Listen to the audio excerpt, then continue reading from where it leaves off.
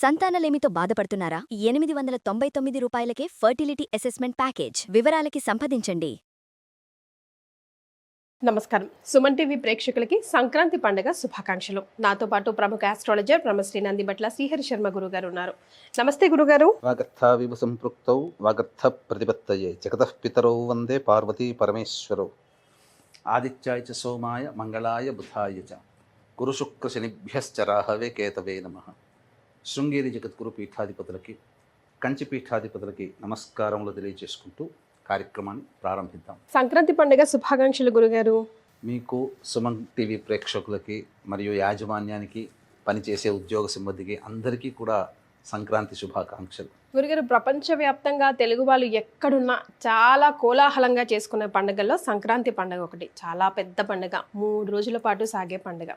So ముఖ్యంగా సంక్రాంతి రోజు మనం చేసుకోవాల్సిన పనులు కానీ, చేయాల్సిన దాన ధర్మాలు కానీ, పాటించవలసిన విధి విధానాలు కానీ ఒక్కసారి ప్రపంచవ్యాప్తంగా ఉన్న మన తెలుగు వాళ్ళకి గుర్తు చేద్దాం గురుగారు. తప్పకుండానమ్మా.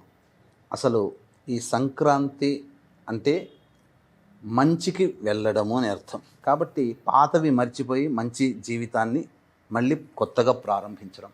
అంతేకాకుండా దేవతలకి కాలంగా చెప్పబడింది. ఈ యొక్క మకర సంక్రమణం రోజు నుంచి, అనగా సంక్రాంతి నుంచే దేవతలకి అది పగలుగా, దక్షిణాయనం అంతా కూడా చీకటిగా ఉండడం.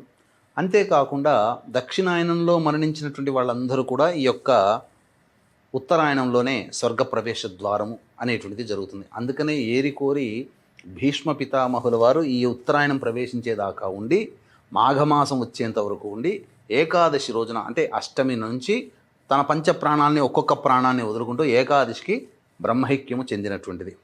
అంతేకాకుండా ఈ సంక్రాంతి రోజున ముఖ్యంగా వీక్షించేటువంటి సుమన్ టీవీ ప్రేక్షకులు ఎల్లరూ కూడా అభ్యంగన స్నానం అనేటువంటిది ఆచరించాలి. నువ్వుల నూనెని, పూర్వకాలంలో నువ్వుల నూనె కంటే కూడా నువ్వులని పిండి చేసి ఆ పిండిని ఒంటికి రాసుకొని కొంత సమయం అయిన తర్వాత అప్పుడు స్నానం ఆచరించేవారు. ఈ సంక్రాంతి రోజున ప్రధానంగా మనకందరికీ గుర్తొచ్చేటువంటిది పెద్దల పండుగ అని అంటారు. ఎలా అయితే భాద్రపద మాసంలో పితృపక్షంలో పెద్దలకి పిండ ప్రదానాలు, తర్పణాది కార్యక్రమాలు చేస్తారో, ఈ సంక్రాంతి రోజున కూడా ఆ విధంగానే చేస్తారు. ఇక్కడ ఒక విశేషం ఉందమ్మా. ఏంటనంటే కొడుకు చెంతకి తండ్రి వస్తున్నాడు. ఇది మహావిశేషం. ఎవరయ్యా అంటే నవగ్రహాల్లో రవి, శని. శని కొడుకు, రవి తండ్రి. కాబట్టి కొడుకు దగ్గరికి తండ్రి ప్రవేశం చేస్తున్నాడు. కాబట్టి పితృకారకుడైనటువంటి రవి ప్రారంభమయ్యేటువంటి ఉత్తరాయణం ప్రారంభం సూచిక కాబట్టి ఈ రోజున పితృకారకమైనటువంటి విధానాలు చేయాలంటే పిండ ప్రదానము, తర్పణాది కార్యక్రమాలు విధి విధానముగా చేయాలి.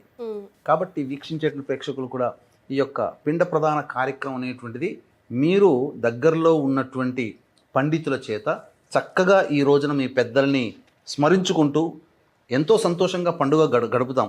కానీ పిండ ప్రదాన కార్యక్రమం లేని పక్షంలో కనీసము తర్పణాది కార్యక్రమాలైనా ఈరోజు చేయండి.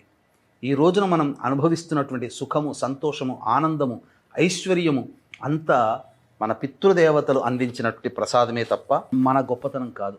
ఒకవేళ అవకాశం ఉంటే, మీకు చేసుకోలేని అవకాశం ఉంటే కనుక మన పీఠం ఆధ్వర్యంలో 15వ తారీఖు రోజున ఉదయం 8 గంటలకల్లా ఈ యొక్క పిండ ప్రదాన కార్యక్రమం, తర్పణాది కార్యక్రమాలు భర్త వైపు లేదా తండ్రి వైపు 3 తరాలు, భార్య వైపు లేదా తల్లి వైపు 3 తరాల్లో మరణించిన వారి ఆత్మతృప్తి కోసం పిండ ప్రదానము, తర్పణాది కార్యక్రమాలు చేయించడం జరుగుతుంది. అవకాశం ఉన్నవాళ్ళు స్క్రీన్పై కనిపిస్తున్న నెంబర్కి కాంటాక్ట్ చేయవచ్చు. ఇక ఈ రోజున ప్రధానంగా చేయాల్సినటువంటిది దాన కార్యక్రమాలమ్మా. దీనికంటే ముందుగా ఒక గొప్పదైనటువంటి విషయాన్ని మన ప్రేక్షకులకు తెలియజేస్తానమ్మా. వంశోద్ధారకుడు అంటే ఒక ఇంట్లో ఒకడు పుడతాడమ్మా. వాడి వల్ల ఆ వంశం మొత్తం కూడా ఆచంద్రార్కం తరిస్తుంది. మనం బాగా అభిమానించే నందమూరి తారక రామారావు గారు, ఇలా ఒక్కొక్క వంశంలో ఒక్కొక్క వంశ పురుషుడు, మూల పురుషుడు జన్మిస్తాడు. అలాంటి వ్యక్తులు మన కుటుంబంలో జన్మించాలంటే ఈరోజు చేయవలసినటువంటి దాన కార్యక్రమాల గురించి చెప్పడం జరిగింది. దీనికి సంబంధించినటువంటి కూడా ప్రత్యక్ష తార్కాణము, సప్త చిరంజీవుల్లో ఉన్నటువంటి ఒకడైనటువంటి అశ్వత్థామ జనన వృత్తాంతం కూడా దీనితో ముడిపడి ఉంది. ద్రోణాచార్యుడు, కృపాచార్యుడు ఇద్దరు కూడా భావమర్దులు. కృపాచార్యుని చెల్లెల్ని కృపినే ద్రోణాచార్యుడు వివాహం ఆడతాడు. వివాహము దారిభ్యత, వాళ్ళు కటిక దారిద్ర్యాన్ని అనుభవిస్తున్నారు. కందమూలాదులు తినడానికి కూడా ఓపిక లేదు. పెంచుకునే ఆవుని కూడా పోషించుకునే స్తోమత లేనటువంటి కడు దారిద్ర్యమైనటువంటి స్థితిలో ఉన్నప్పుడు దూర్వాస మహాముని ఆ ఆశ్రమం గుండా వెడుతూ కృపి ఇంట్లోకి వచ్చాడు. రాగానే అప్పుడు ద్రోణాచార్యుడు కట్టెలు తీసుకోవడానికని వెళ్ళాడు. వెళ్ళిన తర్వాత ఆమె చక్కగా అతిథి సత్కారం చేసింది. అంతా తన బాధనంతా దూర్వాస మహామునికి వెళ్ళబుచ్చుకుంది. ఇంత దరిద్రాన్ని అనుభవిస్తున్నాం, అన్నిటికంటే మించి మంచి సంతానాన్ని పొందలేకపోతున్నాం, మాకు ఇంతవరకు సంతానం కలగలేదనంటే, అమ్మా నీ యొక్క అదృష్టము మీ వారు చేసినటువంటి పుణ్య ఫలితం వల్లనే ఈ రోజున రావడం జరిగింది. నేను ఈరోజు మహా విశేషమైనటువంటి మకర సంక్రాంతి. పూర్వము నందుడు ఈ రోజున తన భార్య అయినటువంటి యశోదకి చెప్పినటువంటి దాన కార్యక్రమాల వల్ల శ్రీకృష్ణుడు అంతటి వాడు కుమారుడుగా కాగలిగినటువంటి భాగ్యం కలిగింది. నీకు కూడా భాగ్యం కలుగుతుంది, నేను చెప్పినట్టు చేయమ్మా అని చెప్పి అభ్యంగన స్నానం చేసి రమ్మనగానే చక్కగా వెళ్ళిపోయింది. నువ్వుల పిండి ఒంటికి రాసుకొని అభ్యంగన స్నానం చేసి రాగానే ద్రోణాచార్యుడు రావడం, ఇదంతా కూడా వృత్తాంతం చెప్పడం. అప్పుడు దూర్వాస మహామునికి ఇద్దరు కూడా దంపతి సమేతంగా కాళ్ళు పాద ప్రక్షాళన చేసి పెరుగుని దానం చేశారమ్మా. ఈ రోజున ఎవరైతే సద్బ్రాహ్మణుడికి పెరుగుని దానం చేస్తారో వంశోద్ధారకుడైనటువంటి పుత్రుడు జన్మిస్తాడు. ఇది శాస్త్రము. అందుకనే అశ్వత్థామ జన్మించాడు. సప్త చిరంజీవుల్లో ఒకడు. ఆయన నిలబడితే ఈ యుద్ధరంగంలో ఎవరు ఎదిరించే శక్తి లేదు, అంతటి గొప్పది. అంతేకాకుండా మనకు కలియుగ వెంకటేశ్వర స్వామి, దైవం వెంకటేశ్వర స్వామి కదా, అర్చామూర్తి. వకుళామాత ఈ రోజున సంక్రాంతి రోజున చెప్పులు, గొడుగు, ఛత్రము, చామరము, విసనకర్ర ఇవి బ్రాహ్మడికి దానం చేసింది. అందుకే వెంకటేశ్వర స్వామిని సంతానంగా పొందగలిగింది వకుళమాత.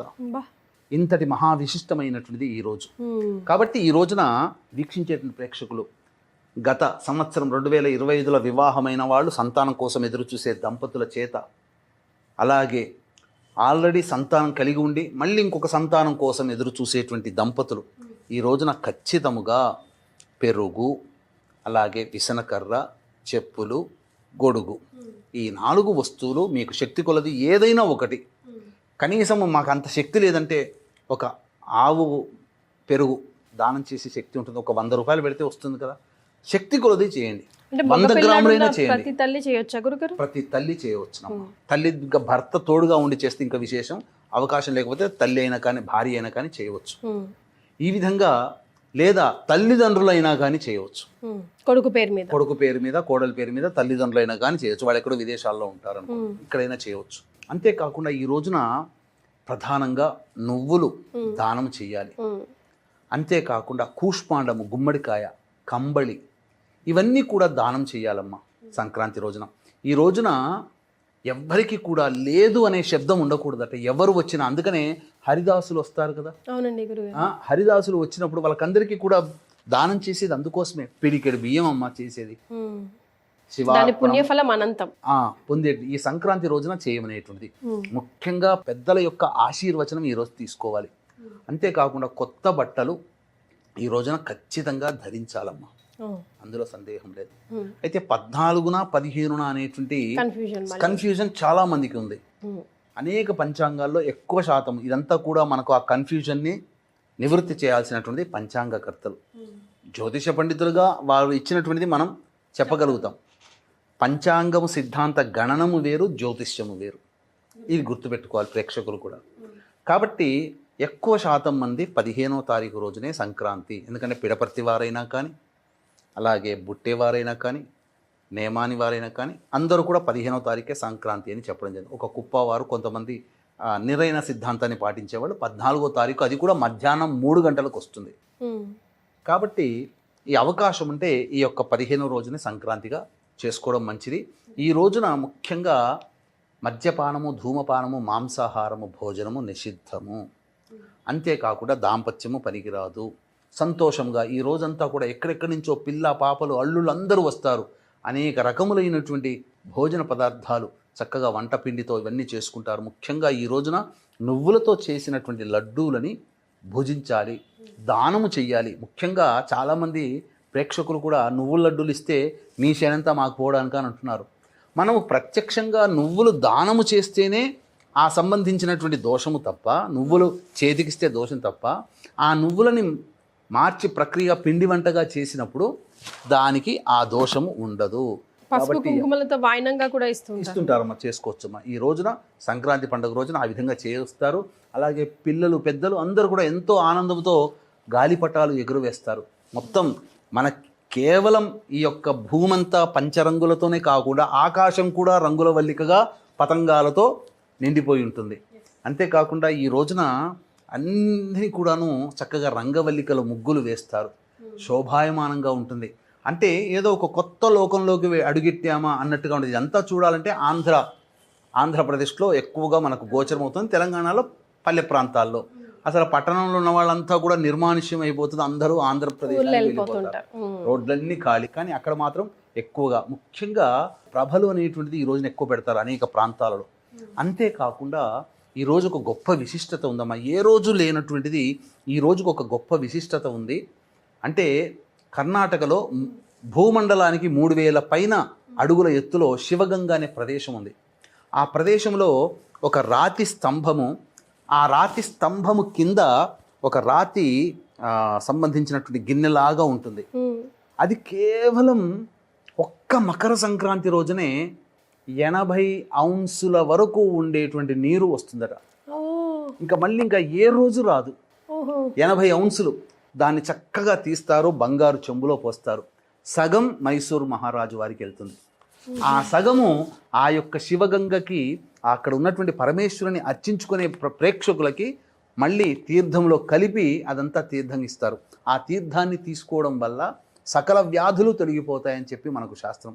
అందుకనే ఈ యొక్క శివగంగ చాలా ప్రత్యేకమైంది. అవకాశం ఉంటే ప్రేక్షకులు మీరు కర్ణాటకలో ఈ శివగంగ మహోత్సవంలో చూడవచ్చు. కేవలం అదొక్క రోజే వస్తుందమ్మా. 80 ఔన్సుల వరకు నీరు. అదంతా జాగ్రత్తగా తీస్తారు పూజారులు. తీసి సగం మైసూరు రాజు వారికి ఇస్తారు, సగం ప్రేక్షకులకి, అలాగే వచ్చినటువంటి భక్తులకి అందజేస్తారు. ఇది శివుడి జటాజూటంలో వచ్చే గంగ అని చెప్తారు. మళ్ళీ ఇంకా ఏ రోజు కూడా మీకు ఆ నీరు చుక్క కూడా కనబడదమ్మా. ఒక్క సంక్రాంతి రోజున గంగోత్పత్తి అవుతుంది అక్కడ. అది మహాద్భుతం కదా గురుగారు. ఈ రోజున ఆ విధంగా చక్కగా మనకు శక్తి ఉన్న కొలది దాన ధర్మాది కార్యక్రమాలకి వినియోగించండి. ఎంత ఉన్నా 100 రూపాయలు, నాకు ఇంతవరకు 100 రూపాయలు ఉంది, లేదా నాకు 50 రూపాయలు ఉంది, 50 రూపాయలే దానంలో తలా ఒక 10 రూపాయలు 10 మందికి దానం చేయి. ఈ విధంగా చేసుకుంటే చాలమ్మా. శక్తి కొలది దానం చేయమన్నారు తప్ప ఏ విధమైనటువంటిది మనం శక్తికి మించి చేయకూడదు. అన్నిటికంటే మించి ఈ రోజున నువ్వులతో చేసినటువంటి పిండి వంటలు ఎక్కువగా భుజించాలి. ఇది మనకు చెప్పబడి ఉంది. కనుమ రోజు సంబంధించినటువంటిది పశు ఆరాధన మనకు చెప్పబడి ఉంది. మరీ ముఖ్యంగా ఈ సంక్రాంతి రోజున పెద్దలకి సంబంధించినటువంటి పూజా కార్యక్రమాలే ప్రధానమైనటువంటిది. ముఖ్యంగా ఆంధ్ర ప్రాంతంలో సంక్రాంతి రోజున పెద్దల పేరు మీద బట్టలు బ్రాహ్మడికి దానం చేయడమో, అనాథలకి, అవసరం ఉన్న వాళ్ళకి దానం చేయడమో చేస్తుంటారు. కాబట్టి చక్కగా ఈ దానాది కార్యక్రమాలు చేసుకోవచ్చు. పిండ ప్రధాన కార్యక్రమం, తర్పణాది కార్యక్రమాలు విధిగా ఈ రోజున చేసుకోవాలి. దగ్గరలోని పండితులను సంప్రదించి చేయించుకోవచ్చు. లేదా మన పీఠం ఆధ్వర్యంలో 15వ తారీఖు రోజున ఉదయం 8 గంటలకి ప్రారంభమవుతుంది. పిండ ప్రధానం, తర్పణాది కార్యక్రమాలు మీ పెద్దల పేరు మీద చేయించే దాంట్లో కూడా మీరు నమోదు చేసుకొని మీ పెద్దల పేరు మీద కార్యక్రమం జరిపించవచ్చు. వీడియోలన్నీ మీకు పంపించడం జరుగుతుంది. గురుగారు, సంక్రాంతి సందర్భంగా అనూస్ వారు మనందరికీ బాగా సుపరిచితులే. ఇయర్స్ టుగెదర్ వాళ్ళు బ్యూటీ వరల్డ్లో, బ్యూటీ ఫీల్డ్లో ఉన్నారు.